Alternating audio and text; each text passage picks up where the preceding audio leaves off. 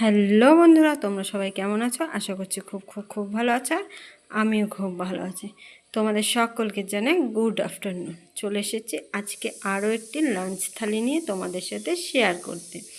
তোমরা যারা আমার ভিডিও নতুন দেখছো তারা প্লিজ চ্যানেলটি সাবস্ক্রাইব করে দিও, আর যারা অলরেডি সাবস্ক্রাইব করে দিয়েছো তাদেরকে জানাই অসংখ্য অসংখ্য ধন্যবাদ আমার পাশে থাকার জন্য, সাপোর্ট করার জন্য আর এতটা ভালোবাসার জন্য। চলো আজকে আমার লাঞ্চ থালিতে রয়েছে অনেক চিংড়ি মাছ দিয়ে অনেক রকম খাবার। এই চিংড়ি মাছ তোমাদের কার কার পছন্দের অবশ্যই কমেন্ট করে জানিও। আর চিংড়ি মাছ যে তরকারিতেই দেবে সে তরকারি কিন্তু খেতে বেশ অসাধারণ হয় আর বেশ ভালোও লাগে, তাই না বলো? চলো আজকে আমার লাঞ্চ থালিতে কী কী আছে তোমাদেরকে দেখিনি। সবার প্রথমেই রয়েছে গরম গরম সাদা ভাত।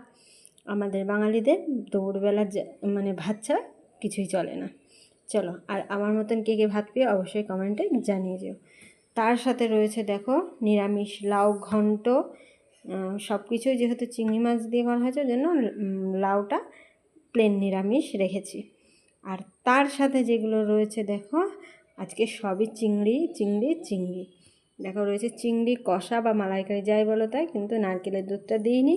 নারকেলের দুধ বাদ দিয়ে সব কিছুই দেওয়া কিন্তু এটা খেতে কিন্তু খুব সুন্দর হয়েছে। যেহেতু ঝোলটা কম খায় তাই একটু ঝোল ঝোল ঝোল ঝোল রাখিনি, কষা কষা কষা কষা করেছি। যাই হোক, তোমরা কে কে এইভাবে চিংড়ি খেতে ভালোবাসো অবশ্যই কমেন্টে জানিয়ে। আর তার সাথে রয়েছে সেই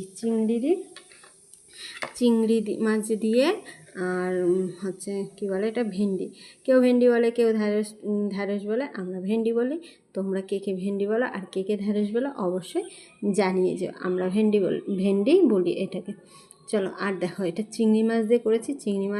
আজকে চিংড়ি মাছগুলো বেশ একটু বড় বড়ও ছিল আর খেতেও কিন্তু বেশ স্বাদ ছিল আজকে চিংড়িতে। তোমরা এরকম কে কে ভেন্ডি দিয়ে চিংড়ি খাও? আজ এটা যেহেতু মশলা ছাড়া করেছি ওই জন্য একটু ঝোল ঝোল করেছি। তোমরা কে কে এরকম ভেন্ডি দিয়ে খেয়েছো অবশ্যই জানিয়ে যেও। আর তারপরেই রয়েছে আবারও সেই পটল চিংড়ি। আজকে পটলগুলো একটু ছোটো ছোটো করে কেটেছি, ভেবেছিলাম অন্য মাছ দিয়ে করবো, তারপর ভাবলাম না। আর এটা একটু হালকা মশলা দিয়ে করেছি, আর ওই জন্য একটু ঝোল ঝোল ঝোল ঝোল রেখেছি।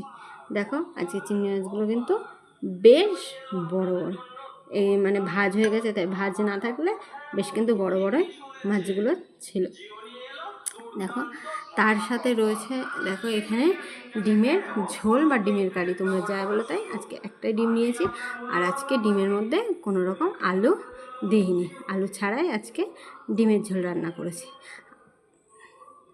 আর সব শেষে রয়েছে সেটা হলো আমের টক। আজকে আমের টকটা সর্ষে ফোড়ন না 5 ফোড়ন দিয়ে করেছি, আর একটু মিষ্টি কম দিয়ে একটু টকটক করে খেয়েছি। আজকে আমার লাঞ্চ থালিতে এই খাবারই। আজকে মেনু অনেক রকমই হয়ে গেছে, কিন্তু একটু হালকা একটু ভারী। চলো, আজকের লাঞ্চ থালিটা তোমাদের কেমন লাগলো অবশ্যই কমেন্ট করে জানিও। সবাই সুস্থ থেকো, ভালো থেকো, লাভ ইউ অল, টাটা।